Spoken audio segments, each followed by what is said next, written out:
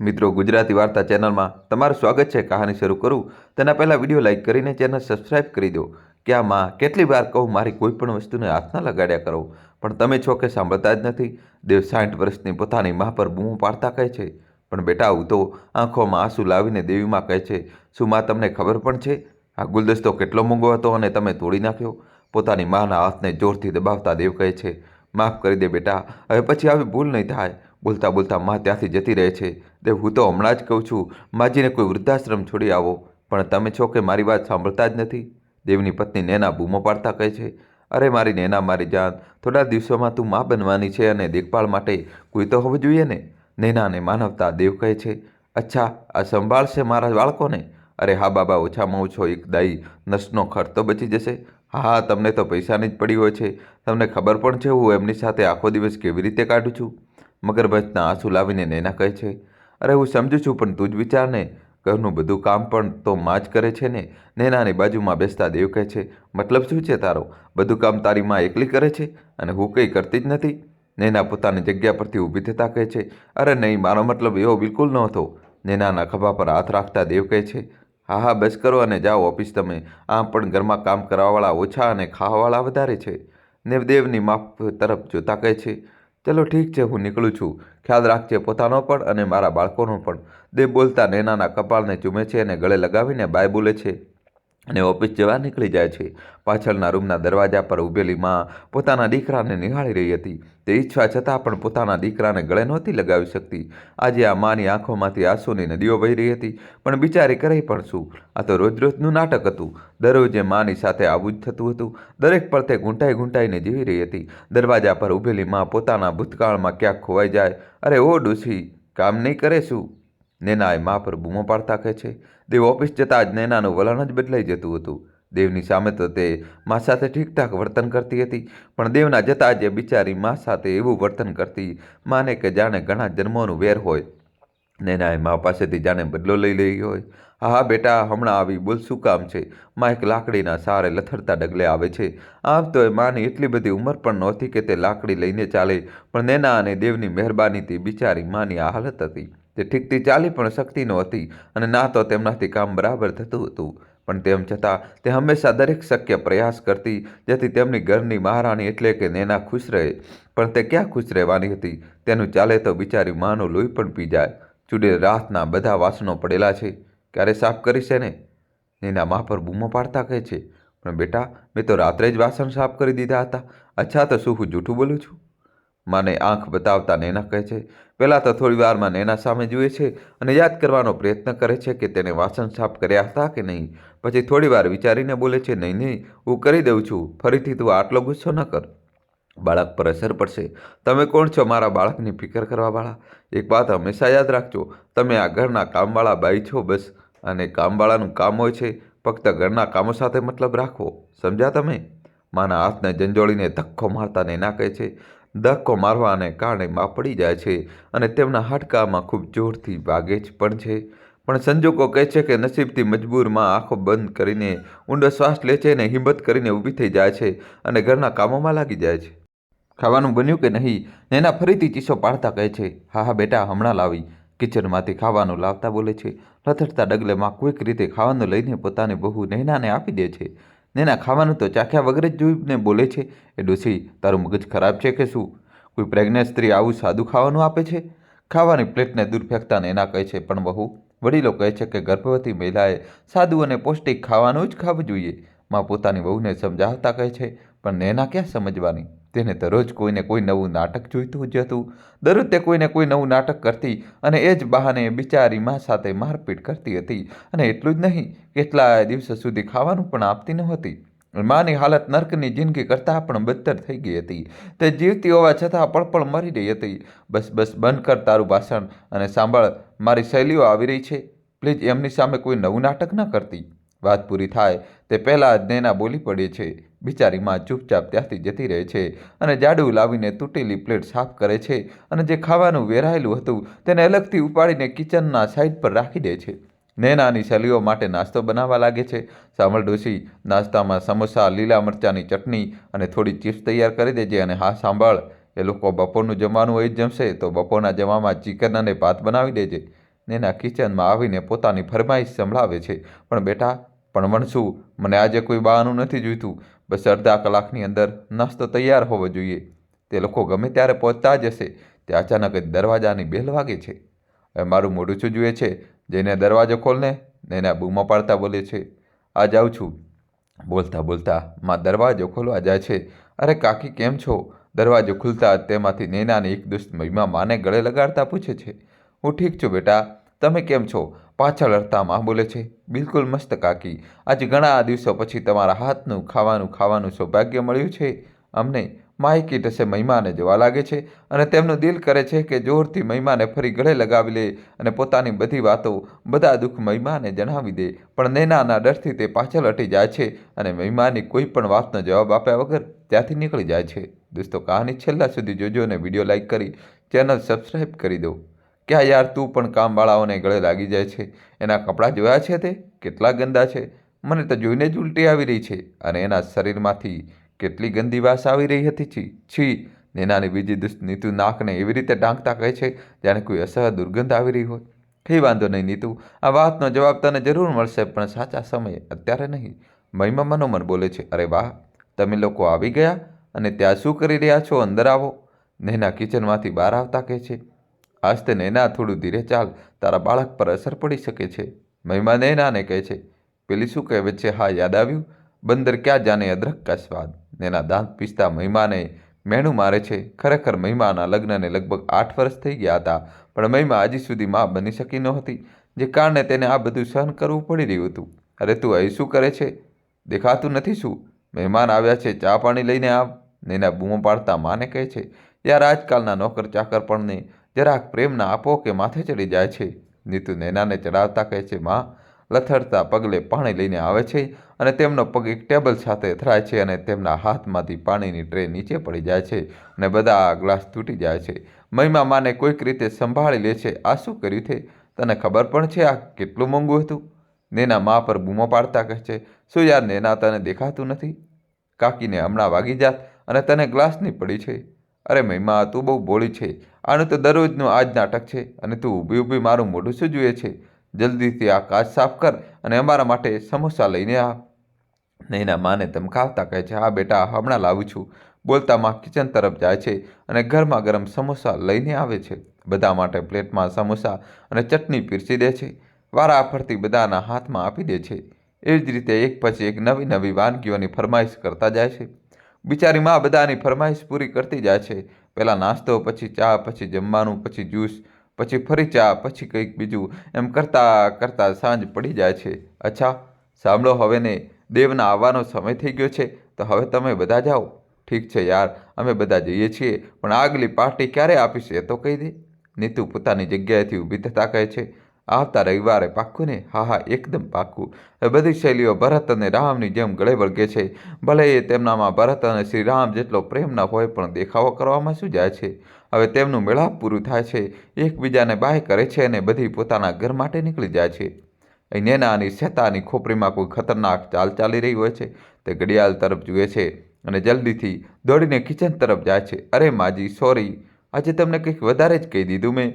માફ કરજો માજી, આમ પણ તમે બહુ થાકી ગયા હશો ને? જાઓ, જઈને આરામ કરો. આંખોમાં ખોટા આંસુ લાવીને નૈના કહે છે.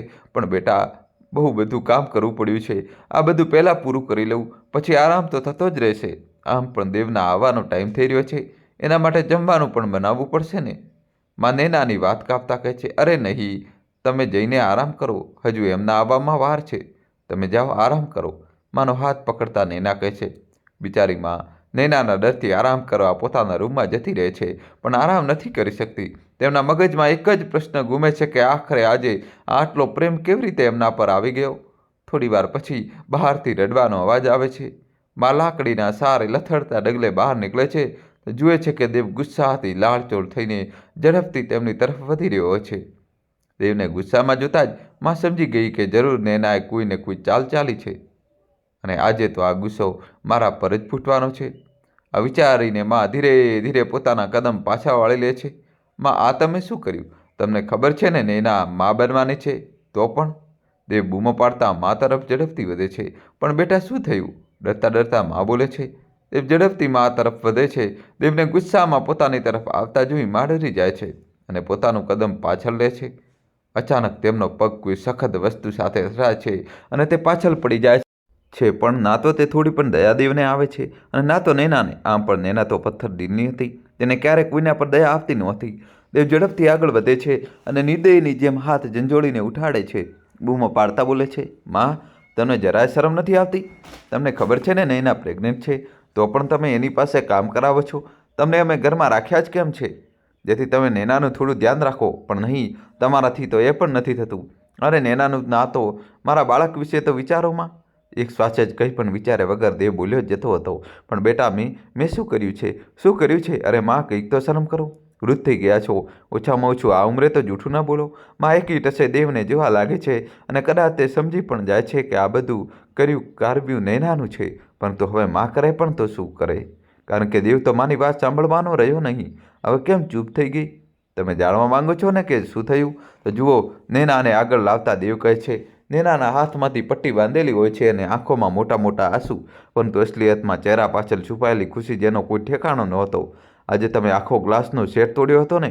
લો ભોગવો હવે. મારું નામ પણ નૈના છે, નૈના. અને આ નૈના કોઈને છોડતી નથી. જ્યાં સુધી તમને વૃદ્ધાશ્રમ ના મોકલી દઉં ને, ત્યાં સુધી ચેનથી નથી બેસવાની હું. નૈના મનોમન વિચારે છે, માફ કરજે બેટા, મારા વૃદ્ધ હાડકાઓમાં થોડો દુખાવો થઈ રહ્યો હતો, એટલા માટે હું આરામ કરવા ગઈ. અરે વાહ, તમે આરામ કરવા આવી ગયા? તો શું નૈના કામ કરતી? જરા સરખો દુખાવો થયો હતો ને? શરીરમાંથી પ્રાણ તો નહોતા નીકળી રહ્યા. યાદ રાખજો માં, જો તમે ફરીથી આવી કોઈ ભૂલ કરીને તો મારાથી ખરાબ કોઈ નહીં હોય. બોલતા બોલતા દેવ નૈનાનો હાથ પકડે છે અને રૂમની બહાર આવી જાય છે. આજે નૈનાનું દિલ ઘણું પ્રસન્ન હતું અને હોય પણ કેમ નહીં, નૈના પોતાનો બદલો જે લીધો હતો. બસ થોડા મગરમચ્છના આંસુ વહાવવા પડ્યા, ખોટે ખોટી પટ્ટી લગાવવી પડી અને નમક મરચું લગાવીને નાટક કરવું પડ્યું. બસ એટલામાં દેવનું દિલ પીગળી ગયું. એના માટે કંઈ પણ વિચાર્યા સમજ્યા વગર દેવ પોતાની માને આટલું બધું સંભળાવી દીધું. હદ છે યાર. ખબર નહીં માતા રાણીને પણ શું લખ્યું હતું બિચારી માની કિસ્મતમાં. એક તો માં પાગલ છે, પરંતુ તું તો સમજદાર છે ને નૈના? છતાં પણ આટલી મોટી ભૂલ કેવી રીતે કરી શકે તું? હવે મેં શું કર્યું? જો માં તને કામ કરવાનું કહેતી પણ હોય તો તારે ના કરવું જોઈએ. હું આવીને કરી દેત. આજે જો આપણા બાળકને કંઈ થઈ ગયું હોત તો? અરે એમ કેવી રીતે કંઈ થઈ જાય? અને વળી માં આપણાથી મોટી વડીલ છે, તો આપણે તો એમની વાત માનવી પડશે ને. એટલા માટે મારી જાન, હું તને આટલો પ્રેમ કરું છું. સાંભળ, હવે જો માં કોઈ કામ કરવાનું કહે તો તું ના કરતી. હું આવીને કરી દઈશ. નહીં, માં કરી લેશે. હા ઠીક છે, મને બહુ જોરથી ભૂખ લાગી છે, જમવાનું પીરસી દે. હું હાથ મોઢું ધોઈને આવું છું. પણ હું શું થયું? બોલ. નૈના હાથ આગળ કરીને બતાવે છે. મારા હાથમાં તો પટ્ટી બાંધેલી છે, નહીં તો હું ચોક્કસ તમને પોતાના હાથે ખવડાવત. અરે કોઈ વાંધો નહીં, માં છે ને, એમને કહો જમવાનું પીરસી દેશે. પણ માં તો કંઈ નહીં બોલે ને. તમે જાતે જઈને એમને કહો. ઠીક છે, જઉં છું. દેવ પોતાના બાથરૂમ તરફ નીકળી જાય છે તો ત્યાં જ નૈના માના રૂમ તરફ વધે છે. નૈના મનોમન ઘણી ખુશ થાય છે. તે હસતા હસતા ધીરેથી ગણગણે છે, પાગલ માણસને ટામેટો સોસ અને લોહીમાં કોઈ ફરક નથી ખબર. હા ચાલો, આજનું ડ્રામા તો પૂરો થયો. હવે કાલ માટે કંઈક નવું વિચારવું પડશે. પરંતુ મારી કોઈ પણ નાટકની અસર તો આ ડોસી પર પડતી જ નથી. જાણે કંઈ માટીની બનેલી છે. ચાલો કોઈ વાંધો નહીં, હું પણ ઓછી નથી. આ ડોસીને ઘરની બહાર કાઢીને જ જંપીશ. એના પોતાના હાથ પર લાગેલા સોસને ચાખતા કહે છે, આ ડોસી જમવાનું પીરસી દે. આવીને બહુ ભૂખ લાગી છે. નૈના માના રૂમમાં દરવાજા પરથી બોલે છે, બેટા મારાથી ઉઠાશે નહીં. અચ્છા, લાગે છે આજના આટલા નાટક કાફી નહોતા. ઊભા રહો, હમણાં જ દેવને બોલાવું છું. ના બેટા, રહેવા દે, હું આવું છું. હા જલ્દી આવો તમે, નહીં તો. નૈના આંગળી બતાવતા કહે છે. માના શરીરમાં ઘણો દુખાવો થઈ રહ્યો હતો. એમનામાં એટલી હિંમત નહોતી કે તે ચાલીને પોતાના રૂમમાંથી પણ બહાર આવી શકે.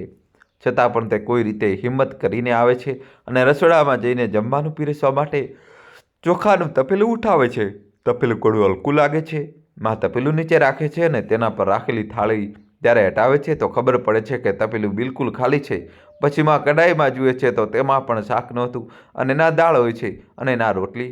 આ બધું જોઈ માં ઘણી આશ્ચર્યમાં પડી જાય છે કે જમવાનું ક્યાં ગયું. અને જ્યારે માં બહાર બારીમાંથી ડોક્યું કરે છે તો ખબર પડે છે કે બધું જ જમવાનું નીચે જમીન પર ફેંકાયેલું છે. માની આંખોમાં આંસુ આવી જાય છે. તે રડી પડે છે. પછી અચાનક તેમને યાદ આવે છે કે ફ્રીજમાં કંઈક લીલા શાકભાજી રાખ્યા છે. તે જલ્દીથી બનાવી દઉં. અને જેવી માં ફ્રીજ ખોલે છે તો ખબર પડે છે કે ફ્રીજમાં પણ કોઈ શાક નથી. માં બધું સમજી ગઈ હતી કે આ બધું મીનાક્ષીનું જ કરેલું છે. માં ત્યાં જ જમીન પર બેસી જાય છે અને રડવા લાગે છે. તેમની આંખોમાં સાફ સાફ દુખાવો થઈ રહ્યો હતો. આજે માં બહુ વધારે દુઃખી હતી, કારણ કે આજે નૈનાનું નાટક કંઈક વધારે જ મોટું થઈ ગયું હતું. તમે ક્યાં ચાલ્યા ગયા મને છોડીને? મને પણ તમારી સાથે લઈ ગયા હોત. મારો દુખાવો તમને નથી દેખાતો શું? બોલાવી લો મને તમારી પાસે.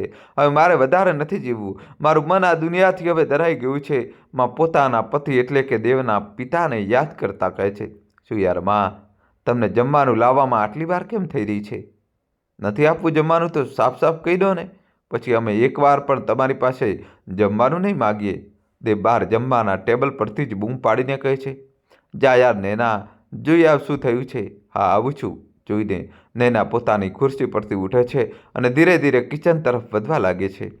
સાડીનો એક છેડો આંગળીઓથી દબાવીને એવી રીતે લહેરાવતી જઈ રહી છે માનો કે કોઈ ચૂડેલ આવી રહી હોય. એટલે કે નાગણની ચાલથી ચહેરા પર શેતાની સ્મિત સાથે નૈના કિચન સુધી પહોંચે છે. કેમ રે, હવે કયું નવું નાટક કરી રહી છે? બહાર જઈને કહી દે કે જમવાનું નથી બન્યું અને બનાવવા માટે પણ કંઈ નથી. નૈના માના ગાલને જોરથી દબાવતા કહે છે.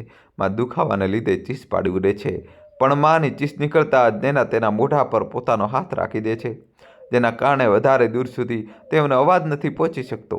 જો ડોસી બહાર જઈને કહી દે કે ઘરમાં ખાવા માટે કંઈ નથી, નહીં તો માને ધમકાવતા નૈના કહે છે, પણ બેટા આવી હાલતમાં બહારનું ખાવાનું નથી ખાતા. માં ડરતા ડરતા કહે છે, મેં તારી પાસે તારો અભિપ્રાય નથી માંગ્યો. માંગ્યો શું? બોલ માંગ્યો. પણ બેટા નૈના, તું તારો અભિપ્રાય તારી પાસે રાખ. જેટલું મેં કહ્યું એટલું જ કર. જેને તું કહે દેવને. માં પોતાની જગ્યાએથી લાકડીના ટેકે ઊભી થાય છે અને લથડાતા કદમે દેવ તરફ વધે છે. બેટા, ઘરમાં કંઈ પણ નથી રસોઈ બનાવવા માટે. નહીં મતલબ તમે જમવાનું નહોતું બનાવ્યું? નહીં બેટા, એ તો હું બસ માં બહુ થયું. તમને ખબર છે ને નૈના પ્રેગ્નેન્ટ છે, તેને સમયસર જમવું બહુ જરૂરી છે. પરંતુ તમે છોડો, તમને કંઈક કહેવું જ નકામું છે. બોલતા બોલતા દેવ નૈનાનો હાથ પકડે છે અને બહાર નીકળી જાય છે. દેવ અને નૈના કોઈ હોટલમાં જાય છે અને ધરાઈને મસ્ત જમવાનું જમે છે. નૈના મનોમન બહુ ખુશ થાય છે. આખરે ખુશ હોય પણ કેમ નહીં, આજે માને આટલો ઠપકો જો મળ્યો હતો. નૈના બહુના રૂપમાં રાક્ષસ હતી. ભગવાન જ જાણે એ માના દિલ પર શું વીતી રહ્યું હશે, જે માએ પોતાના દીકરાને આટલી મહેનતથી પાળી પૂછીને નાનાથી મોટો કર્યો. આજે એ જ દીકરો એ માની આંખોના આંસુનું કારણ બન્યો છે. અરે એવો તે કેવો પત્નીનો પ્રેમ જે માને જ ભૂલાવી દે. ભગવાન જાણે કયા દર્દમાંથી તે માં પસાર થઈ રહી હશે. દેવ અને નૈનાની પેટ પૂજા ખતમ થઈ એટલે કે જમવાનું જમીને તેઓ ઘર માટે નીકળે છે. ત્યારે જ દેવ કહે છે, અરે સાંભળ, હા બોલો. એવું કહેતો હતો કે ઘરે તો જમવાનું કંઈ છે નહીં, આપણે મા માટે કંઈક લઈ લઈએ. પાગલ છો તમે? માં આ જમવાનું ખાશે? હા તો શું થયું? તમારું મગજ ખરેખર ખરાબ છે. માની ઉંમર થઈ ગઈ છે અને જો તે આ તેલ મસાલાવાળું ખાશે તો તેમની તબિયત ખરાબ નહીં થાય? પણ યાર, જે મનમાં આવો એ જ કરો તમે. મને એનાથી છું. એમ પણ તમે મારી એક પણ વાત માનો છો ક્યાં? અચ્છા મારી માં, માફ કરો, મારે નથી લેવું કંઈ. ચાલો હવે ઠીક છે, ચાલો. દેવ અને નૈના ઘર માટે નીકળી જાય છે. થોડી વાર પછી ઘરે પહોંચી જાય છે. દેવ દરવાજાની બેલ વગાડે છે પણ દરવાજો નથી ખુલતો. દેવ ફરીથી બેલ વગાડે છે પરંતુ આ વખતે પણ દરવાજો નથી ખુલતો. નૈના, માં ઠીક તો હશે ને યાર, દરવાજો જ નથી ખુલી રહ્યો. દેવ થોડો ગભરાતા કહે છે, ના દેવ, કંઈ નહીં થયું હોય. સૂઈ ગયા હશે ને, આપણને આવવામાં મોડું થયું તો માં સૂઈ ગયા હશે, બીજું શું. એમ પણ આપણી પાસે બીજી ચાવી પણ તો છે. આ છે તો ખોલો ને દરવાજો જલ્દીથી, મને બહુ ઊંઘ આવે છે. દેવ પોતાની ખિસ્સામાંથી ચાવી કાઢે છે અને દરવાજો ખોલીને અંદર જાય છે. માં ક્યાંય પણ દેખાતી નથી, પરંતુ આ વાતને દેવ નજરઅંદાજ કરી દે છે અને સીધો પોતાના રૂમમાં સૂવા માટે જતો રહે છે. અત્યાર સુધી દેવ અને વહુ ઘરે નથી આવ્યા. ક્યાંક કંઈ થઈ તો નથી ગયું ને તેમને? હે માં, તેમની રક્ષા કરજો. અચાનક ઊંઘમાંથી જાગતા જ માં ધીરેથી બબડે છે અને પોતાની રૂમની બહાર નીકળે છે. ત્યારે જુએ છે કે ઘરનો દરવાજો ખુલ્લો છે. ઘરનો દરવાજો ખુલ્લો જોઈને માં ખૂબ ડરી જાય છે. તેમને લાગે છે કે કદાચ કોઈ ચોર આવ્યો છે. દરવાજો ખુલ્લો છે એનો અર્થ ક્યાંક કોઈ ચોર તો નથી આવ્યો ને? અથવા પછી દેવ અને વહુ? નહીં નહીં, જો દેવ આવ્યો હોત તો મને મળવા જરૂર આવત. શું કરું? વિચારતા માં દેવના રૂમ તરફ આગળ વધે છે. 10 ડગલા ચાલવા પર દેવના રૂમ સુધી પહોંચી જાય છે. ત્યાં પહોંચ્યા પછી ખબર પડે છે કે દેવ અને વહુ નૈના ઘરે આવી ગયા છે. બિચારી માના દિલને શાંતિ મળે છે કે તેમના વહુ દીકરો સુરક્ષિત ઘરે છે. પરંતુ એક વાતનું દુઃખ પણ થાય છે કે તેમનો દીકરો ઘરે આવ્યા પછી પણ તેમને મળવા ના આવ્યો. માની આંખો ભરાઈ આવે છે, પરંતુ માં પોતાના આંસુ આંખોમાં છુપાવી લે છે અને પોતાના રૂમ તરફ વધી જાય છે. તે પોતાના પલંગ પર સૂઈ જાય છે અને એક પાતળી ચાદર ઓઢી લે છે અને ઊંઘવાનો પ્રયત્ન કરે છે, પરંતુ આ કમબખ્ત ઊંઘ જ નથી આવતી. માં પડખા પર પડખા ફેરવી રહી હતી, પણ આ ઊંઘનો કોઈ અતોપતો ન હતો. કદાચ ઉંમરના કારણે અથવા પછી થોડીવાર પછી પક્ષીઓના કલરવનો અવાજ આવે છે. નેના બગાસું ખાતા પોતાના રૂમમાંથી બહાર આવે છે. દોસ્તો, કહાની છેલ્લા સુધી જોજો, નવો ટ્વિસ્ટ આવશે. અરે, શું આજે આ ડોશી ક્યાંય દેખાતી નથી? એના બગાસું ખાતા કહે છે. કદાચ કિચનમાં હશે, ચાલીને જોઉં છું. પણ આ ડોશી તો પહેલાં પૂજા કરતી હતી. અગરબત્તીની તો કોઈ સુગંધ નથી આવી રહી. તેના રૂમમાં જ જઈને જોઉં છું. ધીરેથી બબડતા નેના માના રૂમ તરફ વધે છે. નેના ધીરેથી રૂમનો દરવાજો ખોલે છે અને અંદર ડોક્યું કરે છે. અરે વાહ, આ ડોશી તો હજી સુધી સૂઈ રહી છે. ચાલ બેટા નેના, દેખાડ તારો જલવો. બબડતા નેના કિચન તરફ વધે છે. કિચન જઈને સૌથી પહેલાં તે આખા કિચનમાં ચારે બાજુ કચરો ફેલાવે છે અને પછી થોડો લોટ પોતાના ચહેરા પર લગાવી લે છે. થોડા વાળ વિખેરી નાખે છે, જાણે એક ચૂડેલ રૂપ પોતાની જાતને આપી દે છે અને દેવના આવવાની રાહ જુએ છે. જેવી નેનાને ખબર પડે છે કે દેવ આવી રહ્યો છે, તેવી જ નેના કામ કરવા લાગે છે, પણ ઊંઘમાં હોવાને કારણે દેવનું ધ્યાન નેના પર નથી જતું. નેના ગુસ્સાથી છાવણી ફેંકી દે છે અને દેવનું ધ્યાન નેના તરફ જાય છે. અરે, આ કેવી હાલત બનાવી રાખી છે પોતાની? દેવ આશ્ચર્યથી પૂછે છે. શું કરવું? કામ જ એટલું છે. કામ એટલું છે એટલે માં ક્યાં છે? જો દેવ, તમે માને પ્લીઝ કંઈ કહેતા નહીં. તેમણે મને કંઈ નથી કહ્યું. પ્લીઝ દેવ, માં છે. ક્યાં છે એ જણાવતું. માં પોતાના રૂમમાં સૂઈ રહી છે. શું? આટલી મોડે સુધી? તો શું થયું? દેવ વૃદ્ધ છે, થાકી ગયા છે. સુવા દો ને. એમ પણ હું તો આ ઘરની નોકરાણી જ છું ને, કહી દઈશ બધા કામ. અરે નહીં બેન, નૈના કેવી વાતો કરી રહી છે. તું મારો જીવ છે ને તું એક પણ કામ નહીં કરે. બસ પણ કંઈ નહીં, તું બેસ, હું માને બોલાવીને લાવું છું. જી, જેવું તમને યોગ્ય લાગે. દેવ પોતાની માના રૂમ તરફ વધે છે. ધીરેથી દેવ રૂમનો દરવાજો ખોલે છે અને પોતાની માના પલંગ તરફ વધે છે. માં, અત્યાર સુધી તમે સૂઈ રહ્યા છો? દેવનો અવાજ સાંભળીને માં ચોંકી જાય છે અને હડબડાવીને ઉઠે છે. બેટા, તે રાત્રે મોડેથી સૂઈ હતી ને, એટલે આંખ ન ખુલી. મોડેથી? કેમ માં? અમે લોકો આવ્યા ત્યારે તો તમે સૂતા હતા. બેટા, ભૂખ્યા પેટે ઊંઘ નથી આવતી. ભૂખ્યા પેટે એટલે? કંઈ નહીં બેટા, તું ચાલ, બસ હું 5 મિનિટમાં આવીને નાસ્તો બનાવી દઉં છું. જીમાં કહેતા દેવ રૂમમાંથી બહાર જાય છે. બિચારી માં જલ્દીથી હાથ મોઢું ધોએ છે અને નાસ્તો બનાવવા જાય છે. પછી માને યાદ આવે છે કે ઘરમાં તો રસોઈ બનાવવા માટે કંઈ છે જ નહીં. છતાં પણ માં કિચનનું ફ્રીજ ખોલે છે તો આગળ દિવાસ વાળી લીલી શાકભાજી, ફળ, દૂધ, બધી વસ્તુઓ એવી ને એવી જ પડેલી મળે છે. પછી માં લોટનો ડબ્બો ખોલે છે તો એ આખો ભરેલો મળે છે. ચોખા પણ એ જ રીતે ડબ્બામાં ભરેલા હતા. માં આશ્ચર્યમાં પડી જાય છે કે બધી વસ્તુઓ રાતોરાત કેવી રીતે આવી ગઈ, કારણ કે ગઈકાલે રાત્રે તો બધા ડબ્બા ખાલી હતા. પછી એવો તો શું જાદુ થયો કે બધા ડબ્બા ભરાઈ ગયા? માં એક ક્ષણ માટે વિચારે છે કે કેમ નૈનાને જ પૂછી લઉં. વિચારતા પોતાના ડગલા આગળ વધારે છે. પછી અચાનક માને યાદ આવી જાય છે કે ભગવાને કેવી વહુ તેમને આપી છે. આ જ વિચારીને માં બીજી જ ક્ષણે પોતાના ડગલા પાછા વાળી લે છે અને પોતાના કામમાં લાગી જાય છે. જલ્દીથી માં નાસ્તો બનાવીને બહાર ટેબલ પર સજાવી દે છે. દેવ નાહી ધોઈને પોતાના રૂમમાંથી આવે છે અને નાસ્તા પર તૂટી પડે છે. દેવ જલ્દીથી નાસ્તો કરી ઓફિસ માટે નીકળી જાય છે. બિચારીમાં દેવના ગયા પછી નેનાને સહન કરવા તૈયાર થઈ જાય છે. દરરોજ નેનાના નવા નવા નખરા ભાગ્યે જ કોઈ સહન કરી શકે, પણ માં બધું ચૂપચાપ સહન કરી રહી હતી. સમય પોતાની ગતિએ ચાલી રહ્યો હતો. ધીરે ધીરે સમય વીતતો ગયો, પણ માની હાલતમાં કોઈ સુધાર ન આવ્યો. દિવસે ને દિવસે નેનાના નખરા અને તેનું ડ્રામા વધતું ગયું. હવે સમય આવી ગયો હતો બાળકના આવવાનો. નેનાનો 9મો મહિનો ચાલી રહ્યો હતો. બેટા, અત્યારે સમય બહુ સંભાળીને રહેવાનો છે. તું વધારે સીડી ન ચડ્યા કર, બાળક પર અસર પડશે. અરે ડોસી, જો સારું ન બોલી શકતી હોય તો ઓછામાં ઓછું ઓગળું મારા બાળક માટે ખરાબ તો ના બોલ. નેના દાંત પીસતા કહે છે. પણ બેટા, હું તો શું, મારા માથામાં દુખાવો થઈ રહ્યો છે. મને કડક આદુવાળી ચા બનાવીને લાવી દે, અને સાથે ચટપટા ભજીયા અને મરચાંની ચટણી પણ. ઓર્ડર આપતા નેના પોતાના રૂમમાં જતી રહે છે. માં ચૂપચાપ નેનાની વાત સાંભળી લે છે અને નેનાની કોઈ વાતનો જવાબ આપ્યા વગર રસોડામાં જઈને મહારાણી એટલે કે નેનાની ફરમાઈશ પૂરી કરવામાં લાગી જાય છે. થોડી જ વાર પછી નેનાને ચીસો પાડવાનો અવાજ આવે છે. માં જલ્દીથી નેનાના રૂમ તરફ વધે છે. જલ્દી થવાને કારણે માના પગમાં મચકોડ પણ આવી જાય છે, પરંતુ નેનાનો દુખાવો સાંભળીને માં પોતાના દર્દને અવગણી દે છે. શું થયું બેટા, હવે ઠીક છે ને? માં નેનાને પૂછે છે. તે મને ડરામણા સપના આવી રહ્યા હતા. નેના ડરથી કાંપતા બોલી. સાચું કહું તો આજે નેના ભીની બિલાડી જેવી લાગતી હતી. આજે હંમેશા બધા પર બૂમો પાડતી રહેતી હતી. આજે તે ડરતી કાપી રહી હતી. જોકે નજારા તો ખૂબ જ શાનદાર હતો. નેના ડરેલી સુંદર લાગતી હતી. માં ઝડપથી નેના તરફ વધે છે અને તેને પોતાના હૃદય સરથી ચાંપી લે છે. ને નેનાના વાળ પંપાળવા લાગે છે. ના બચ્ચા ના, આવી રીતે નથી ડરતા. જો કોઈ નથી બચ્ચા, માં કહે છે. સાચું કહું તો જો હું તે માની જગ્યાએ હોત ને તો તેને કહે, કેમ રે મહારાણી, મજા આવી રહી છે? ભગવાન કરે તારા સપનાવાળો ભૂત કે ચૂડેલ જે પણ હતું તે આવે અને તને ઉપાડી જાય. પણ શું કરીએ, માનું દિલ તો માં જેવું જ હોય છે ને. બાળક ભલે લાખો ભૂલો કરે પણ માં ક્યારેય નારાજ નથી થતી. પોતે મરી જશે પણ બાળકને પીડામાં નથી જોઈ શકતી. તે કહેવાય છે ને કે માં તો માં જ હોય છે. નૈના માને ગળે લગાડીને ખૂબ રડે છે. આજે પહેલીવાર નૈના માને ગળે વળગી હતી અને તેમને પ્રેમથી માં કરી હતી. નહીં માં, કોઈ આવ્યું હતું કદાચ મારા રૂમમાં, નૈના ડરતા કહે છે. નહીં બેટા, કોઈ નહોતું. એટલે પાણી પી લેતું, કહેતા માં પાણીનો ગ્લાસ નૈના તરફ વધારે છે.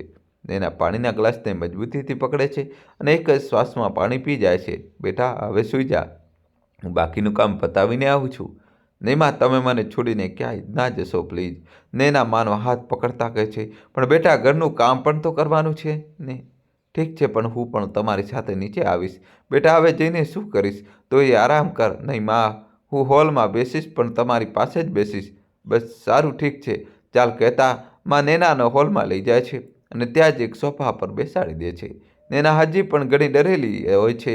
અહીં માને અલગ ચિંતા સતાવી રહી હોય છે કે માં નૈનાને હોલમાં બેસાડીને પોતાના કામમાં લાગી જાય છે. અહીં નૈના પોતાનો ડર ઓછો કરવા માટે ટીવી ચાલુ કરે છે. આ માં નહીં, ઉફ! નૈનાના કણસવાનો અવાજ આવે છે. માં કિચનમાં રોટલી બનાવી રહી છે. જેવી નૈનાનો અવાજ માના કાને પડે છે, માં દોડીને નૈના પાસે જાય છે. શું થયું બેટા? માં નૈનાના માથા પર હાથ ફેરવતા પૂછે છે. માં બચાવી લો માં, બહુ દુખાવો થાય છે. હા, નૈનાની પીડાથી તરફડી રહી હતી. નૈનાનો 9મો મહિનો ચાલી રહ્યો હતો. કદાચ તેની ડિલિવરીનો સમય આવી ગયો હતો. જેના કારણે નૈના દર્દથી તરફડી રહી હતી. બેટા, લાંબા શ્વાસ લેતું, હું અત્યારે દેવને બોલાવું છું. કહેતા માં ટેબલ પર રાખેલા ફોન તરફ વધે છે. માં દેવનો નંબર ડાયલ કરે છે. પેલી તરફ દેવના મોબાઈલ પર ઘંટડી વાગે છે.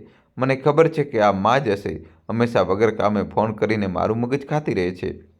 બબડતા દેવ મોબાઈલને સાઈડમાં મૂકી અવગણી દે છે. પ્લીઝ બેટા, ફોન ઉપાડ, બહુ જરૂરી છે. બેટા, ફોન ઉપાડ. પરેશાનીમાં ફરી ફોન કરે છે, પરંતુ ફરી દેવ ફોન નથી ઉપાડતો. પછી બીજી વાર, ત્રીજી વાર, વારંવાર, પણ દેવ ફોન નથી ઉપાડતો. શું થઈ ગયું દેવ? ફોન કેમ નથી ઉપાડી રહ્યો? બધું ઠીક તો છે ને? એકવાર ફરી કરી જોઉં છું. બબડતામાં ફરીથી કોલ કરે છે. ઓહો, માં વગર નાની નાની વાત પર ફોન કરીને હેરાન કરતી રહે છે. કેમ નથી સમજતી? ઓફિસમાં બીજી હોઉં છું. બબડતા દેવ ફોન ઉપાડે છે. શું છે માં? કેમ વારંવાર કોલ કરી રહી છો? બેટા, તે નૈના. શું નૈના? નૈના સિવાય તમને કંઈ મળે છે કે નહીં? પણ બેટા, કંઈ નથી સાંભળવું મારે. ફોન રાખો તમે. અને હા, ફરી કોલ ન કરતા. તમે સમજતા કેમ નથી? જો મેં ફોન ન ઉપાડ્યો તો એનો અર્થ એ કે હું કોઈ જરૂરી કામમાં ફસાયેલો છું. જો તમે એક પણ કોલ કર્યો ને તો સારું નહીં થાય. હવે રાખો ફોન. મા પર બૂમો પાડતા દેવ ફોન મૂકી દે છે. દેવની વાત સાંભળી માની આંખોમાં આંસુ આવી જાય છે. અહીં નૈનાને હજી વધારે દુખાવો થાય છે. માને કંઈ સમજમાં નથી આવતું. ત્યારે જ માને યાદ આવે છે કે નૈનાની એક દુષ્ટ મહિમા જે માને અવારનવાર છુપાઈને મળવા આવતી હતી. માં મહિમાને ફોન લગાવે છે. પહેલી વારમાં તો મહિમા પણ ફોન નથી ઉપાડતી. માં ફરી કરે છે. હા કાકી, કેમ છો તમે? મહિમા ફોન ઉપાડતા કહે છે. મહિમા બેટા, તું જલ્દીથી અહીં આવી જા મારા ઘરે. કેમ, શું થયું? બધું ઠીક તો છે ને? હા બેટા, બધું ઠીક છે, પણ નૈનાના બાળકનો સમય નજીક આવી ગયો છે.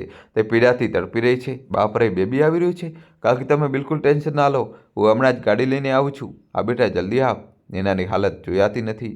બસ કાકી, 5 મિનિટમાં પહોંચી રહી છું. કહેતા મહિમા ફોન રાખે છે અને નૈનાના ઘર માટે નીકળી જાય છે. આમ તો નૈનાના મિત્રો ઘણા હતા જે અવારનવાર નૈનાના ઘરે પાર્ટી કરવા આવતા હતા, પરંતુ બધા જ મિત્રો હાથીના દાંત જેવા હતા. એટલે કે ફક્ત દેખાડો કરવા માટે. એક મહિમા જ હતી જે સમય પર હંમેશા કામ આવતી હતી અને નૈનાના ઘરની પાસે જ હતી. મહિમા 15 મિનિટમાં જ નૈનાના ઘરે પહોંચી જાય છે. મા અને મહિમા બંને મળીને નૈનાને ગાડીમાં બેસાડે છે. આમ તો માની પોતાની જ એવી હાલત હતી કે તે પોતાને યોગ્ય રીતે એક જગ્યાએથી બીજી જગ્યાએ ન લઈ જઈ શકે. પણ કહેવાય છે ને કે માની મમતા અલગ હોય છે. મા પોતાનો જીવ આપીને પણ પોતાના બાળકની રક્ષા કરે છે. દોસ્તો, કહાની છેલ્લા સુધી જોજો, નવો ટ્વિસ્ટ આવશે. વિડીયો લાઇક કરી ચેનલ સબસ્ક્રાઈબ કરી દો. કે કેવો જ નજારો હતો. હવે નૈના હોસ્પિટલ જવા માટે નીકળી જાય છે. રસ્તો થોડો લાંબો હતો. હોસ્પિટલ પહોંચવામાં 1 કલાક લાગી જાય છે. ત્યાં સુધીમાં નૈનાનો દુખાવો હજી પણ વધી જાય છે. હોસ્પિટલ પહોંચતા જ મહિમા સ્ફૂર્તિથી ગાડીમાંથી નીચે ઉતરે છે અને અંદર વાત કરીને નેનાને અંદર લઈ જાય છે. માના જીવમાં જીવ આવે છે. ચાલો કાકી, આપણે સાચા સમય પહોંચી ગયા. મહિમા માના ખભા પર હાથ રાખીને કહે છે, હા બેટા, મને આજે લાગતું હતું કે આપણે સાચા સમયે હોસ્પિટલ નહીં પહોંચી શકીએ, પણ બધું એ માની કૃપા છે. આપણો સમયસર પહોંચી ગયા. સારું કાકી, હવે તમે બેસી જાઓ. આમ પણ તમે બહુ ભાગદોડ કરી લીધી છે, હવે થોડી વાર આરામ જ કરી લો. બેટા, હવે આરામ તો ત્યારે જ મળશે જ્યારે હું મારી પોતરીનું પ્યારું મુખ જોઈશ. સારું, પણ માં પોત્ર કેમ નહીં? પોતરી આવી તો ઘરમાં સાક્ષાત લક્ષ્મી આવશે.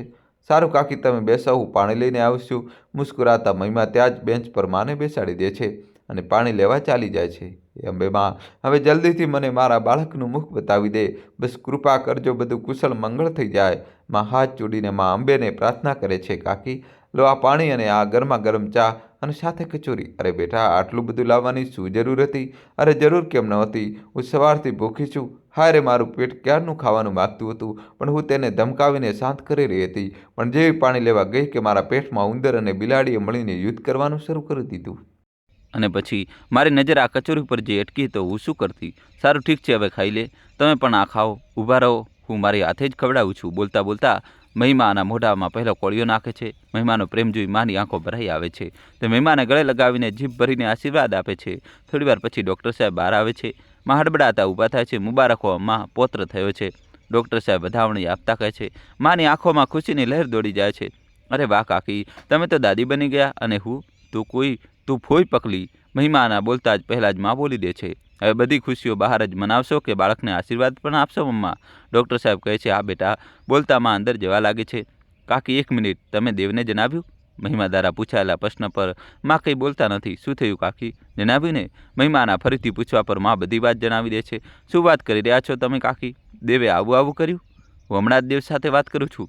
નહીં બેટા, રહેવા દે, કોઈ વાંધો નહીં, મને તો હવે આદત થઈ ગઈ છે. બોલતા માં ઉદાસ થઈ જાય છે. મહિમા પોતાના બેગમાંથી મોબાઈલ કાઢે છે અને તરત જ દેવને કોલ કરે છે. મહિમાનો ફોન. આ કેમ કોલ કરી રહી છે? ચોક્કસ કોઈ બકવાસ કરશે, પણ શું કરું? ફોન નહીં ઉપાડો તો વારંવાર કરશે. ગણગણતા દેવ ફોન ઉપાડે છે. હેલો, ક્યાં છો તમે? ઓફિસમાં? કેમ, શું થયું? દેવ, બહુ અજીબ માણસો છે યાર તમે. કાકી, આટલું બધું? કાકી, શું માં લગાવી રાખ્યું છે? હા, નથી ઉપાડ્યો ફોન મેં એમનો. યાર, ફાલતુમાં મારું મગજ ખાતી રહે છે. હંમેશા નૈનાને ઉલટું સીધું સંભળાવતી રહે છે. અરે, તે પ્રેગ્નેન્ટ છે તો પણ મારા જતાં જ ઘરનું બધું કામ નૈના પર થોપી દે છે. મહિમાની વાત પૂરી થાય તે પહેલાં જ દેવ બોલી ઉઠે છે. ચૂપ રહો દેવ, તમારી પત્ની હોસ્પિટલમાં છે અને માં એટલે જ તમને કોલ કરી રહી હતી જેથી આ સમયે તમે નૈનાની સાથે રહો, પરંતુ નહીં, તમે તો એકવાર પણ માની વાત સાંભળી જ નહીં. બહુ સરસ. શું કહ્યું? નૈના હોસ્પિટલમાં છે? શું થયું તેને? દીકરો થયો છે તમને, બાપ બની ગયા છો તમે. ભગવાન પાસે બસ એક જ દુઆ છે કે તે તમારા પર ન જાય. બોલતા બોલતા મહિમા ફોન મૂકી દે છે. શું બોલ્યો તે? માં મહિમાને પૂછે છે. શું બોલશે? આવી રહ્યો છે, બીજું શું? ચાલો બેટા, પછી તો ઠીક છે. માં કહે છે, તો પછી કેમ ના આપણે બાળકને મળીએ? મહિમા તેમને ચૂપચાપ કહે છે, હા બેટા ચાલ. બોલતા મહિમા અને માં અંદર જાય છે. તેના હજી બેભાન હોય છે અને સામેના આજ પારણામાં બાળક ઝૂલી રહ્યું હોય છે. બાળકને જોઈને માનું દિલ ખુશીથી ઝૂમી ઉઠે છે. માં બાળકને તેડવાની લાલસામાં ઝડપથી આગળ વધે છે. જેવી માં બાળકને તેડવા માટે પારણામાં હાથ નાખે છે ત્યાં સુધીમાં દેવ આવી જાય છે અને ઝટકા સાથે બાળકને તેડી લે છે. માં એકી ટસે દેવને જોવા લાગે છે. કેમ દેવ, માં બાળકને તેડતી હતી ને, તો તે અચાનક કેમ બાળકને ઉઠાવી લીધું? મહિમા દેવને પૂછે છે. બાળક મારું છે તો સૌથી પહેલાં ખોલામાં પણ હું જ લઈશ ને, અને આમ પણ માના હાથ ગંદા છે. મારા બાળકને કોઈ ઇન્ફેક્શન થઈ ગયું તો? દેવ, કેવી વાતો કરી રહ્યો છે તું? તને શરમ નથી આવતી? માં છે તે તારી, ભગવાનના છોકરો પણ ને. છી! બાળક દેવના ખોળામાં સૂસું કરી દે છે. સાચું થયું. બોલતા મહિમા બાળકને પોતાના ખોળામાં લેવા માટે હાથ લંબાવે છે. ઊભા રહો દેવ, બાળકને આ બાજુ આપી દો. મહિમાના હાથમાં ના આપતા હોશ આવતા જ નૈના કહે છે, નૈના આવું કેમ બોલી રહી છે? આટલું કહેતા મહિમાની આંખમાં આંસુ આવી જાય છે. હા, હું નથી ઈચ્છતી કે મારા બાળકને કોઈ વાંજણી સ્ત્રી અડે. મહિમા રડતા રડતા કહે છે, હા, તારા લગ્નને 8 વર્ષ થઈ ગયા, પણ તને હજી સુધી એક પણ બાળક ના થયું? તું મારી બાળકથી દૂર જ રહે. મહિમા નૈનાની વાત સાંભળીને રડવા લાગે છે અને માથી દૂર દોડી જાય છે. અહીં માનું દિલ પણ વિંધાઈ રહ્યું હતું. માની આંખોમાં આંસુ રોકાવાનું નામ જ નહોતા લેતા. દોસ્તો, કહાની છેલ્લા સુધી જોજો, નવો ટ્વિસ્ટ આવશે. વિડીયો લાઇક કરી ચેનલ સબસ્ક્રાઈબ કરી દો. આજે માના દિલને સૌથી વધારે ઈજા પહોંચી હતી. જે બાળકની રાહમાં માં નૈનાનું આટલું બધું સહન કરતી આવી હતી, આજે એ બાળકને માં અડી પણ શકતી નહોતી. આજે માં સાચા દિલથી ભગવાન પાસે પોતાના મૃત્યુની પ્રાર્થના કરે છે. અહીં નૈના અને દેવ પોતાની જ ધૂનમાં મસ્ત હતા. તે બાળકની સાથે એટલા મસ્ત થઈ જાય છે કે ના તો તેમને પોતાની માનું દર્દ દેખાય છે કે ના તો મહિમાના આંસુ. થોડીવાર પછી નૈનાને હોસ્પિટલમાંથી ડિસ્ચાર્જ કરી દેવામાં આવે છે. નૈના બાળકને તેડે છે અને બહાર ઊભેલી ગાડીમાં જઈને બેસી જાય છે. મા પણ પાછળ પાછળ જાય છે અને જેવી મા ગાડીમાં બેસવા જાય છે, દેવ તેમને રોકી દે છે. મા, તમે પ્લીઝ ઓટોથી આવી જજો, અમે તમને અમારી સાથે ગાડીમાં નથી લઈ જઈ શકતા. સોરી, બોલતા દેવ ગાડી લઈને આગળ વધી જાય છે. માના દિલને ઈજા તો થઈ રહી હતી, પણ ખબર નહીં કેમ હજુ પણ તેમના ચહેરા પર સ્મિત હતું. કદાચ પોતરા આવવાની ખુશી હતી. મા ત્યાં જ હોસ્પિટલમાં એક ઓટો લે છે અને ઘર માટે નીકળી જાય છે. ભગવાન જાણે માના દિલમાં આટલી મમતા કેમ ભરેલી હોય છે, જે પોતાના બાળકની મોટામાં મોટી ભૂલને હસીને માફ કરી દે છે. દીકરાના આટલા દુઃખ આપવા છતાં માને એક પણ ફરિયાદ નહોતી. આટલું મોટું દિલ કેવી રીતે? થોડીવાર પછી મા ઘરે પહોંચી જાય છે. ઘરનો દરવાજો એમ જ ખુલ્લો હોય છે. મા ઘરની અંદર આવે છે. નૈના અને દેવ બંને પોતાના રૂમમાં બાળકની સાથે હોય છે. મા બહારથી જ બાળકને જોઈને આશીર્વાદ આપે છે. સદા સુખી રહે બેટા, ભગવાન હંમેશા તને ખુશ રાખે. મને માફ કરજે મારા બાળક, હું તને અડી પણ શકતી નથી. શું કરું બેટા, ડોશી થઈ ગયું છું ને, મારા હાથ હવે ગંદા રહે છે. જો હું તને તેડી લઉં, તને કહેતા કહેતા મા રડવા લાગે છે. એના ઘરના બાકીના કામોમાં લાગી જાય છે. ધીરે ધીરે સમય વીતે છે. આજે બાળકને ઘરે આવ્યાને પૂરો 1 મહિનો થઈ જાય છે, પરંતુ હજી સુધી માએ પોતાના પોત્રને ખોળામાં પણ નહોતો લીધો. માં સાંભળ, કાલે ઘરમાં પૂજા છે, બાળકનું નામકરણ કરવાનું છે, બધી તૈયારી તું સમયસર કરી દેજે. દેવ પોતાની મા પર હુકમ ચલાવતા કહે છે, ઠીક છે બેટા, તું ચિંતા ન કર, બધું થઈ જશે. માં હસીને કહી દે છે, દેવ જરા અહીં સાંભળતો. નૈના પોતાના રૂમમાંથી અવાજ આપે છે. નૈનાનો અવાજ સાંભળતા દેવ દોડતો રૂમ તરફ જાય છે. હા બોલ, શું થયું? રૂમની અંદર પ્રવેશતા દેવ કહે છે, શું બોલું હું તને? અરે હું પૂછું છું કે તને આપણા બાળકની કોઈ ચિંતા છે પણ કે નહીં? નૈના બૂમો પાડતા પૂછે છે, અરે મારી જાન, તું આવી રીતે કેમ બોલી રહી છે? કેમ બોલી રહી છું? બધું જાણવા છતાં અજાણ ન બન દેવ. અરે બાબા, થયું શું એ તો કહે. તારી મા માટે એટલી વાર તને કહ્યું છે કે તારી માને વૃદ્ધાશ્રમ છોડી આવ, પણ તું છે કે મારી એક વાત પણ સાંભળતો નથી. વૃદ્ધાશ્રમ? કેમ, શું થયું? તારી મા વારંવાર મારા બાળકને અડકવાનું બહાનું શોધતી રહે છે. કાલે જો મારા બાળકને કંઈ પણ થઈ ગયું ને, તો યાદ રાખશે દેવ, હું એ જ સમયે આ ઘર છોડીને ચાલી જઈશ. તું આટલી ચિંતા કેમ કરે છે? બસ 1 દિવસની તો વાત છે. 1 દિવસની વાત છે? મતલબ એ કે કાલની પૂજા પછી હું પોતે માને વૃદ્ધાશ્રમ છોડી આવીશ. દોસ્તો, કહાનીમાં નવો ટ્વિસ્ટ આવશે. છેલ્લા સુધી જોજો અને ચેનલ સબસ્ક્રાઈબ કરી દો. કાલની પૂજા પછી કેમ? આજે જ કેમ નહીં? અરે કાલની પૂજાની આટલી તૈયારી કરવાની છે, તું એકલી કેવી રીતે કરીશ? અને કાલે બધા લોકો આવશે તો મા વિશે પૂછશે ને, એટલે કાલ પછી? ના જ કાલ પછી અને ના જ પરમ દિવસે, તો ક્યારે? દેવ આશ્ચર્યથી કહે છે, મતલબ કાલ સાંજ સુધીમાં પૂજા પૂરી થઈ જ જશે, એટલે પૂજા પૂરી થતાં જ એમને વૃદ્ધાશ્રમ આપી આવજે. સારું, ઠીક છે મારી મા, જેવું તું કહે. એમ બોલતા દેવ નૈનાને ગળે લગાવી લે છે. અહીં મા કાલની પૂજાની તૈયારી કરી રહી હતી. માને આ વાતની બિલકુલ ખબર નહોતી કે આજે આ ઘરમાં તેમનો છેલ્લો દિવસ છે. સમય પોતાની ગતિએ ચાલે છે અને સવાર પડી જાય છે. મોડી રાત સુધી કામ કરવા છતાં પણ આજે મા સૂરજ ઉગતા પહેલાં જ જાગી જાય છે અને ખૂબ જ ઉત્સાહથી પૂજાની તૈયારીમાં લાગી જાય છે. ધીરે ધીરે સમય વીતે છે અને ઘરમાં મહેમાનો આવવાનું શરૂ થાય છે. મા બધાની આગતા સ્વાગતામાં લાગી જાય છે. ઉપરથી મહારાણીનું ભાષણ અલગ, એટલે કે નૈનાનું. પંડિતજી પણ આવી જાય છે અને પૂજા શરૂ થાય છે. મા પણ પૂજામાં બેસવાની તૈયારી કરી રહી હોય છે. ત્યાં જ દીકરાનું ફરમાન આવે છે, મા, તમે પૂજામાં બેસીને શું કરશો? અમે બધા તો છીએ ને, અહીં તમે જાઓ અને બધા મહેમાનોનો ખ્યાલ રાખો. જાઓ માં, દેવ ધીમેથી પોતાની માના કાનમાં કહે છે. દેવની વાત સાંભળીને ચૂપચાપ આંખોમાં આંસુ દબાવીને મા ત્યાંથી ચાલી જાય છે. દૂર ખૂણામાં ઊભા રહીને બાળકની વિશે વિચારે છે. જે બાળકની માટે હું આટલા દિવસોથી બધું સહન કરતી આવી, આજે એ જ બાળકને મને હાથ પણ લગાડવા ન દીધો. જોઈ રહ્યા છો ને, તમારો દીકરો કેટલો મોટો થઈ ગયો છે.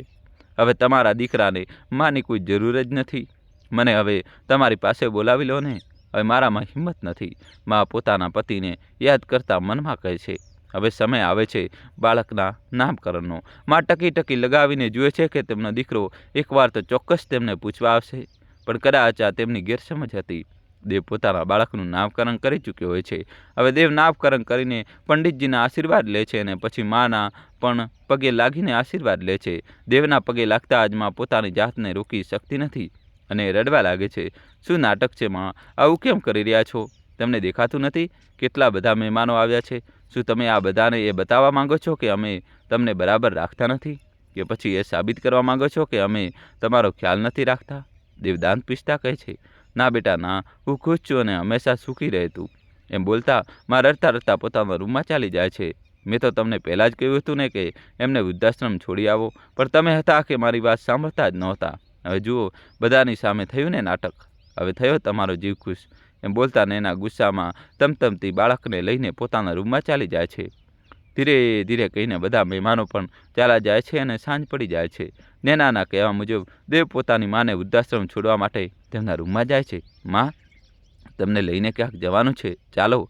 રૂમની અંદર પ્રવેશતા જ દેવ કહે છે, પણ બેટા ક્યાં? માં આશ્ચર્યથી કહે છે, તમને જેટલું કહેવામાં આવ્યું છે એટલું કામ કરો, પોતાના સામાન ઉઠાવો અને મારી સાથે ચાલો. ઠીક છે બેટા, જેવી તારી મરજી.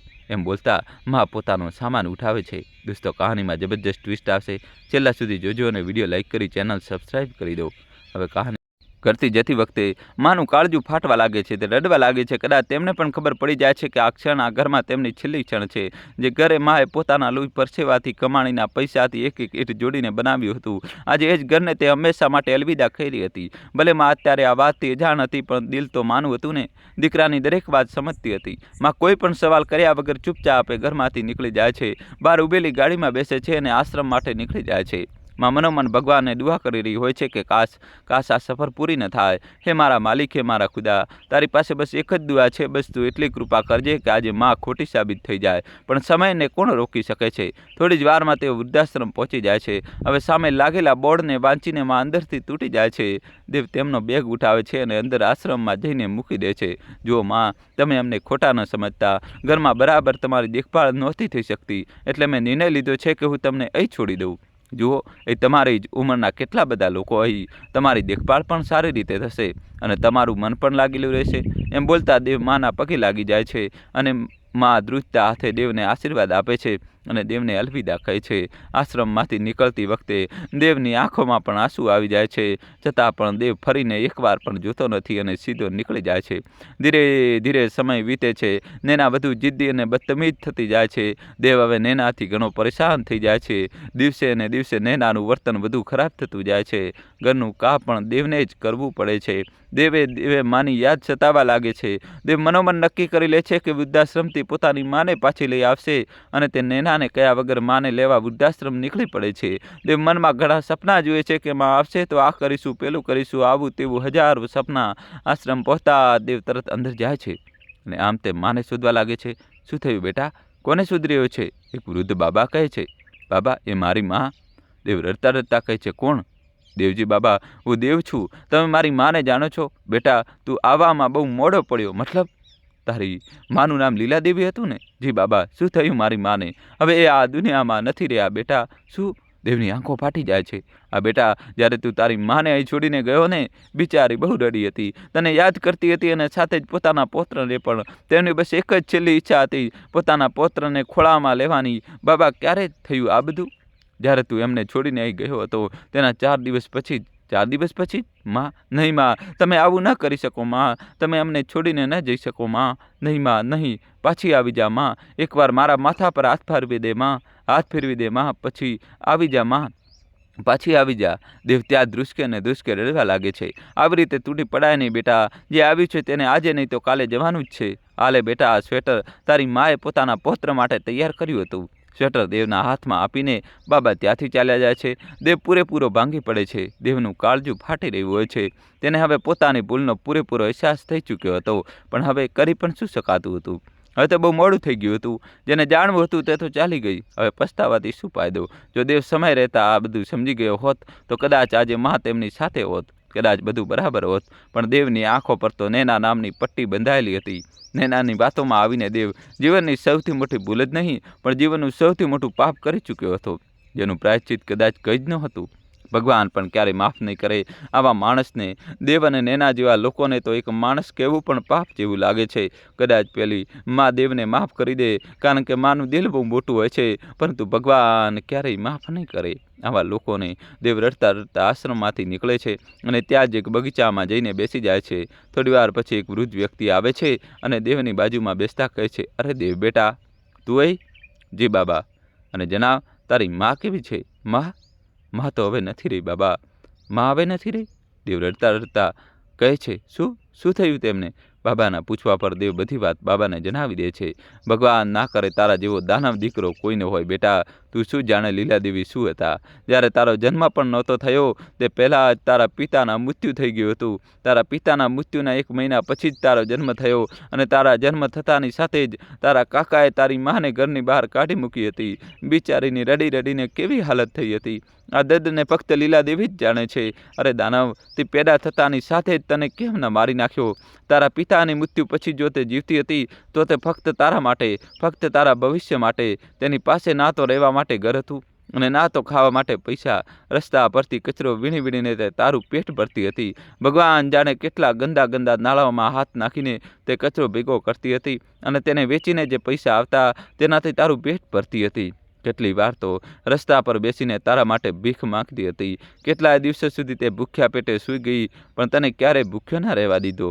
ઘરે ઘરે જઈને વાસણ સાફ કરવા, ઝાડુ પોતું આ બધું કરીને પૈસા ભેગા કર્યા અને એક નાનું ઘર લીધું. પછી લોહી પરસેવો એક કરીને કામ કરતી રહી અને તેને ભણાવી ગણાવીને એટલો મોટો બનાવી દીધો કે તે તારી માને ઘરની બહાર કાઢી મૂકી. અરે નાલાયક, લીલાદેવી ફક્ત એક માં નહીં, સાક્ષાત દેવી હતી. દેવી, તેના જીવવાની આશા ફક્ત તું હતો. તને ભૂલથી એક છીંક પણ આવતી તો તે આખી રાત પલક ઝપકાવ્યા વગર તારી પાસે બેસી રહેતી.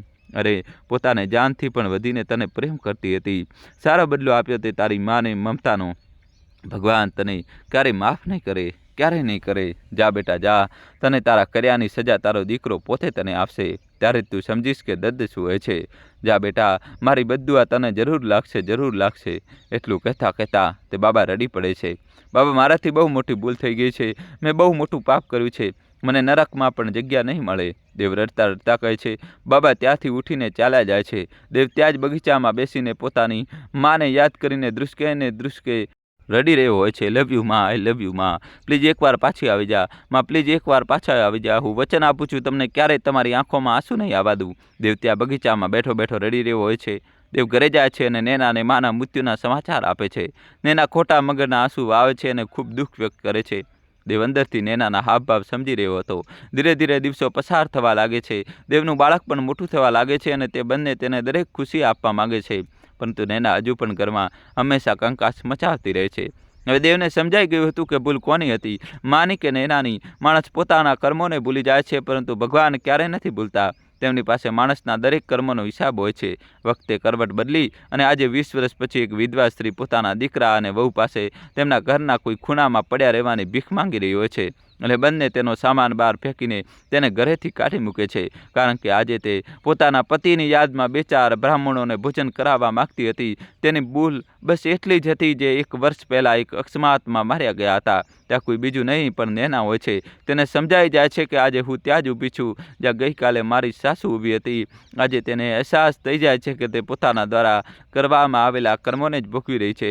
તેની સામે એ જ આવી રહ્યું છે જે તેને પોતાના વડીલો સાથે કર્યું હતું. તે આકાશ તરફ મોટું કરીને ઊભી રહીને બૂમો પાડીને માફી માંગે છે. માં, મને માફ કરી દો, માં, મને માફ કરી દો. આજે તે પોતે પોતાની જાતને કહે છે, જેવી કરણી તેવી બરણી. તો મિત્રો, સમીએ જે દેવ અને નેનાને પાઠ ભણાવ્યો તેના વિશે તમારો શું અભિપ્રાય છે? અમને કોમેન્ટ કરીને જરૂર જણાવશો. અને વાર્તા જો પસંદ આવી હોય તો ચેનલને સબસ્ક્રાઈબ અને વિડીયોને લાઇક કરવાનું ભૂલશો નહીં. ફરી મળીશું તમારી સાથે એક નવી વાર્તા સાથે. ત્યાં સુધી રજા આપશો. અને દોસ્તો, કોમેન્ટમાં તમારે તમારા ભાઈ માટે દોસ્તો જય શ્રી કૃષ્ણ તો લખવું જ પડશે દોસ્તો. જલ્દીથી જય શ્રી કૃષ્ણ લખી દો. વિડીયો લાઇક કરીને ચેનલ સબસ્ક્રાઈબ કરી દો અને તમારા મિત્રો અને ગ્રુપમાં દોસ્તો દબાઈને શેર કરો. બધા સાથે શેર કરો. વિડીયો લાઇક કરી ચેનલ સબસ્ક્રાઈબ કરી દો. ખૂબ ખૂબ ધન્યવાદ. દિલથી આભાર.